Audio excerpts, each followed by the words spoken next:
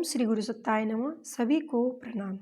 सूर्य देव अब अस्त हो चले थे। दिन के अंतिम क्षणों में वे अपनी समस्त किरणों को समेटते हुए आकाश की अनंतता में कहीं विलीन होते चले जा रहे थे।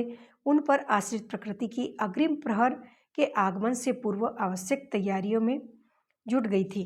परोक्ष जगत के सूक्ष्म परिवर्तनों की स्थूल परिणतियों को प्रत्यक्ष की भूमि में घटित होते स्पष्ट देखा जा सकता था, जिसमें कि प्रकृति की सूक्ष्म प्रेरणाओं से संचालित प्राणी जगत स्वभाव के रूप में नियत कार्यों में संलग्न होने को आतुर दिखाई पड़ रहा था।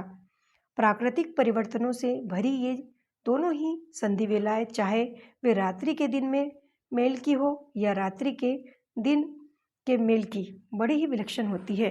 अपने आगमन पर ये जहाँ परिवर्तनों से जनित विभिन्न प्रकार की हलचलों के लिए उत्तरदायी होती है, तो वहीं उन हलचलों के मध्य भी एक गहन प्रशांति के राज्य को स्थापित भी करती है।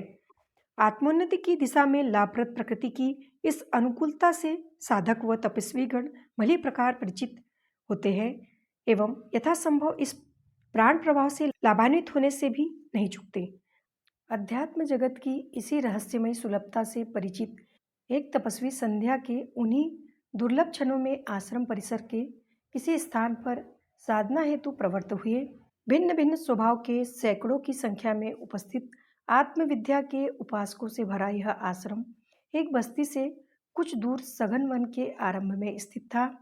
आश्रम का संचालन मुख्य रूप से किसी ऋषि द्वारा होता था, किंतु आज की अनुपस्थिति में इस दायित्व का निर्वहन उसके कुछ चयनित प्रतिनिधियों द्वारा किया जा रहा था।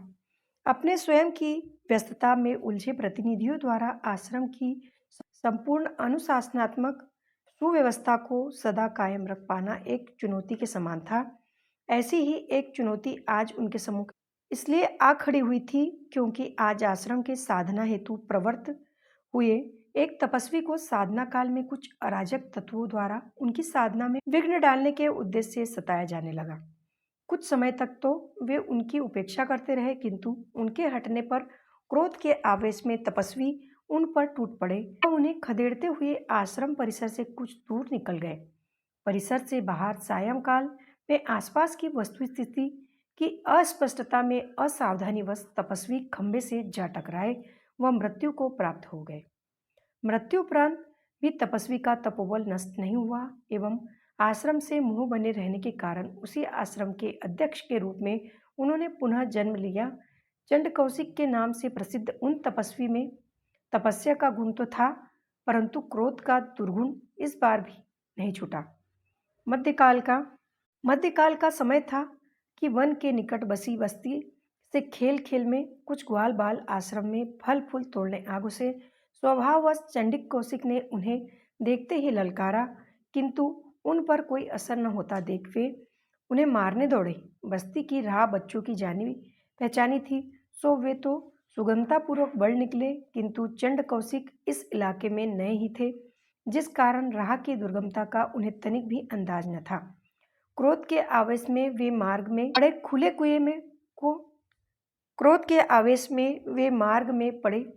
खुले कुएं को न देख सके एवं उसमें गिर कर पुनः काल कवलित हो गए।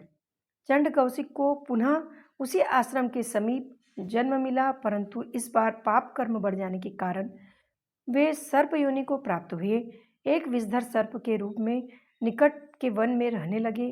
स्वभाव से हिंसक प्रवृत्ति के होने के कारण उनका बड़ा ही आतंक था। भयवश बस्ती के लोगों ने उधर से आना जाना बंद कर दिया।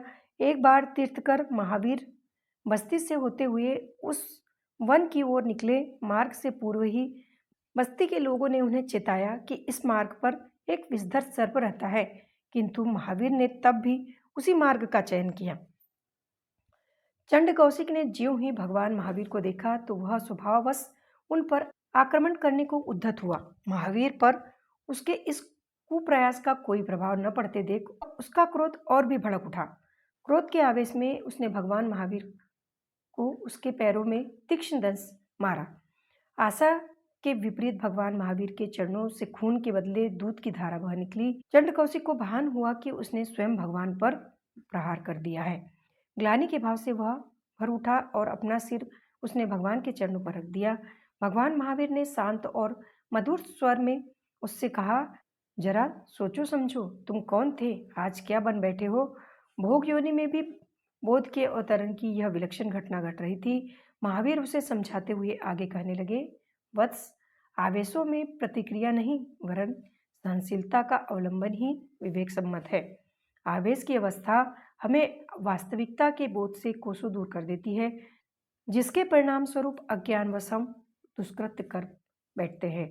इसीलिए यह आवश्यक है कि प्रतिकूलताओं में हम धैर्य व सहनशीलता को कायम रखने का भरसक प्रयत्न करें। भगवान महावीर के शिक्षण ने चंड कौशिक को यह एहसास कराया कि विगत कई जन्मों से वह एक ही भूल बार बार करता चला आ रहा है, जिसका समुचित समाधान आज उसे स्वयं भगवान महावीर की कृपा से प्राप्त हुआ। चंड कौशिक ने अपना शेष जन्म अहिंसक प्रवृत्ति को अपनाते हुए उसी वन में काटा। ग्लानि बोध के जन्म लेने के कारण एवं पूर्व कृत दुष्कर्मों का प्रायश्चित करने के कारण चंड कौशिक को अगला जन्म मनुष्य योनि में मिला। इसी में निष्काम भाव से तपस्या करते हुए चंड कौशिक मोक्ष को प्राप्त हुआ। क्रोध पर विजय का एक ही मार्ग है, क्षमा। अगर आपको हमारा ऑडियो अच्छा लगा हो तो लाइक, कमेंट्स और शेयर कीजिए, ताकि परम पूज्य गुरुजी पंडित श्री राम शर्मा आचार्य जी के विचारों को जन जन तक पहुंचाने में आप भी अपनी भागीदारी दे सकें।